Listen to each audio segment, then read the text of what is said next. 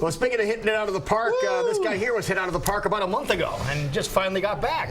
You know, it was literally a month ago, and I want to say, because my head has been elsewhere, I didn't realize it was St. Patrick's Day until I was driving in today. So if you guys want to see what I did as a last minute, this is what I could gather here. It's an Ethernet cable and some Scotch tape. So anyone can feel a little Irish. That's right. I thought that. Okay. It looks good on you. Which, by the way, email will be down for the rest of the morning. If everybody was trying to send a note.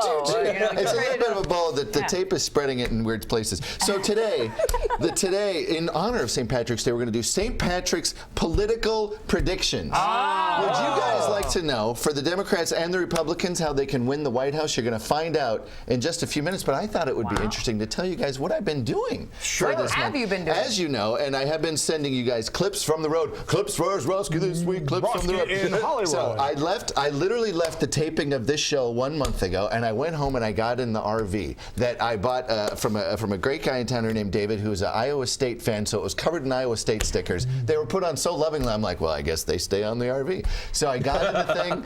The brakes weren't working so well. I put some fluid in. I kept driving. I was like, well, I'll drive until it breaks down, and then I'll keep going. And it made it all the way to the Nevada caucuses. I left here from this show. I drove.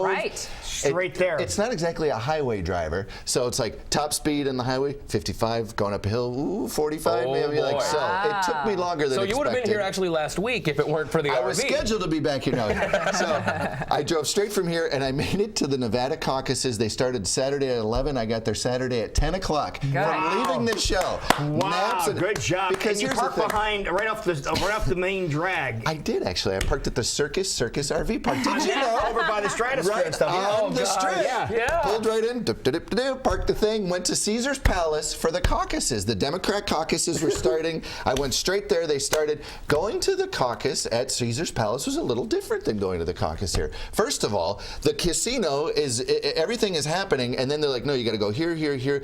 From where you enter the door, it was, I don't know, an eighth of a mile of walking, and there was no signs whatsoever. Nobody, of course. The only people who knew about it were the people on Caesar's staff, and they're like, no, it's farther, it's in the convention part, and there was just signage right out in front of the meeting room, and then it was packed, and you saw on television, That's where President Bill Clinton was on my show. I was the only one that got to ask him very brief couple questions, and then he was gone, and then they stole him away.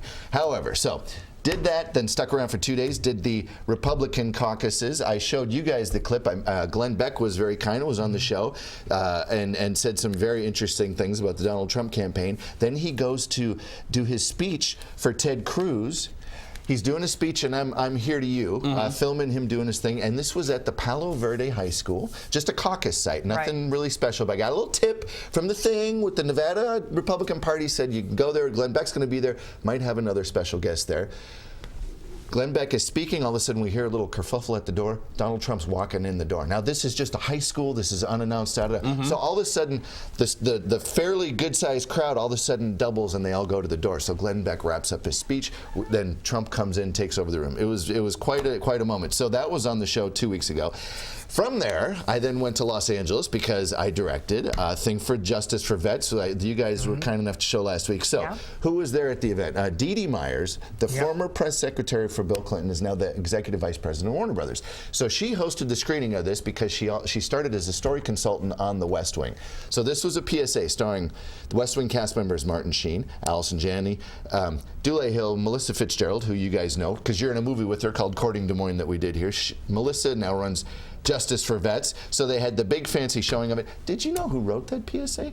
Josh Singer just won the Oscar for Spotlight. He wrote the PSA. Really? Yes, he was there that night. So it was a heck of a night. So Justice for Vets, if you haven't seen it, do the little Google search. It's out there. It's a fantastic PSA that they were all very kind enough to be in that I directed. So check that out. So from there, my buddy Rick Griffith filmed Courting Des Moines, the movie we just mentioned. You know, he's camera operator on House Cards, amongst other things. So he goes, Brent, I got plenty of room in the yard. Drive the RV up here. So I parked it in front of his RV. He closed the gates. He looks at it. He goes, you ever thought about selling this thing? I said, dude, I just showed up. You trying to get rid of it? You just bought the thing, yeah. I did. I just bought it. And he goes, well, my buddy's thinking about buying one. So his friend comes over that night. We're drinking beers. He goes, this is perfect. Exactly what I want. So I made money on the RV. You I made money on I their made review. money. I drove it all the way It there. served its purpose, and now the Hold on, I review haven't is made my gone. political predictions yet. I only got 2 Even minutes. with the Iowa State stickers on. The Iowa State stickers that are still proudly displayed. Eastern Iowa Iowa. State Okay, so casting real all quick, over the place. I Okay. got 2 minutes to make my predictions. Prediction, go. How do the Republicans and Democrats take the White House? So pay attention. First of all, Democrats, if you want to win the White House right now, here's what you do. Someone from the Clinton campaign convinced them to ask Bernie Sanders to be the vice president. That'll never happen. Never happened, but if they did it today, they would do it. Because here's a question for you three. How many of you have immunity from the Department of Justice? Oh, sorry. Most people Let's don't. talk about it. So this thing that just happened with the person who set up her email server, Right. I don't care what your politics are if you agree with what's happening. Right. But they've given immunity to a guy. Why did they give immunity? Because they're about to have him testify because they believe that there's something there. Right. That's what happens. They don't just So that's about to happen. I give it 5 weeks before that really starts percolating. If Okay. they want the White House, ask Sanders to be their VP right now. Probably not going to happen, but that's how you do it. Now, we mentioned that a while ago, saying why don't a couple of the front runners pair up? Right. And there's And they all bag it off. Rubio was asked on camera about that. Kasik's been asked on camera about that. Let's switch to the GOP. I say Trump was asked about it. How does the GOP win right now?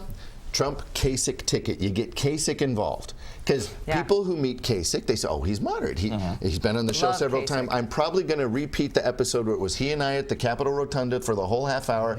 And so that's how Donald Trump's magnetism could actually win a ticket, win the election. But right now what they're talking about is going to be Trump Scarborough. Joe Scarborough. Morning Joe. the morning Joe guy. Really? Four-term congressman. You're ridiculous. Four-term member What? of Congress. That's what people don't know. He's a politician. He's a Republican politician who now has a But national people see brand. him as the entertainment business. Known as a moderate. Fair enough. Trump, Scarborough is the ticket right now, but here's why Kasich would say no right now. Because, how's my time? Okay, good. Because Kasich, if Trump said, okay, Governor Kasich, I'd like you to be on the ticket, Kasich is going to say no. Why? Because Kasich is hoping for what we're talking about, the brokered convention. It's not really brokered. Call it a convention that's actually an open convention. Right. Because when I was in D.C. on right before I took this trip, I got a call. An elected official called me up and they said, Brent, I'm at a bar and the last 3 conversations has said Paul Ryan is running a secret campaign just like he did for Speaker of the House to get the nomination. So here's what I think they're But doing. he just said no. Brokered. That's the same thing he said about Speaker, isn't it? He wasn't running for Speaker. Wasn't running for yeah. So here's what I think is going to happen. If it goes to brokered convention, Kasich nominee with Orion vice president on that ticket, if they can work that, because it all comes down to Rules Committee at the convention. Same thing the Romney people did to shut down Ron Paul. Rules Committee, all the campaigns right now are figuring out how many delegates can they get on the Rules Committee. So fascinating time to be a part of American politics. Very excited about it. Now, you mentioned Merrick Garland has now been nominated by the White House. If you watch Sunday's show, the White House was kind enough to put out a video, a 3-minute video, showing more about him. So you're going to see that Sunday. And it just happened, and I'll talk about this next week. Former Iowa Lieutenant Governors, Republicans and Democrats, Republican Lieutenant Governor Joy Corning and Democrat Sally Peterson just held a press conference 10 minutes ago saying, hold the hearings. And look, it's all politics, folks. Right. People who get upset on either side, it's just politics. If you flipped a coin and there was a Republican in the White House right now, the rules would be reversed. Everyone's playing the game. This would be the longest stretch, though, that we've gone. It used to be 100 days. President end of his term. This is now technically 300 between when Justice Scalia passed and the end of Obama's presidency. So that would be the longest. Real quick, Sunday's show, I want you guys to tune in, folks. Sunday's show, I went to South by Southwest, that's where I was 3 days ago, because I went for one guy. His name is David Mace. He is a Caltech analyst. He worked on the IBM Watson program. He then worked on Facebook ads. You know, they look at what you type in and all of a sudden, well, I am interested in those sweatpants or whatever the heck. So since he's 18 years old, he's like, how do I take what I do, which is crazy brain stuff? It's math chaos to me. How do I turn that into peacemaking? So he is actively working on the war prevention algorithm, taking metadata, putting it into a big machine. And so if you look at the globe, where's the next conflict coming out? What should we do about it? We have a fascinating conversation about that, about who should have access to this. Should it be open source or should it be a gatekeeper? So you're going to see That's all coming up Sunday. Where can we see it? On this channel. at 11:30 or on Channel 5 at 9:30. Also, I'm at South by Southwest with Jay Byers from the Greater Des Moines Partnership. yay. And real quick, the waitress from Zombie Burger, Yeah. the pink hair, I want to ask her out on television because I think she's really cute. So. Isn't she cute? She's so cute. I won't wear the bolo tie though. I think you should. Pink, I love the pink hair. Yeah. Right. So whoever wrote the thing, thank you, because they saw a picture of her masking around on television. So I'm going to send this clip over. All right, we'll see whether or not she accepts or not. Just let us know. Wonderful. Thank you, Roske. Good to have you back home.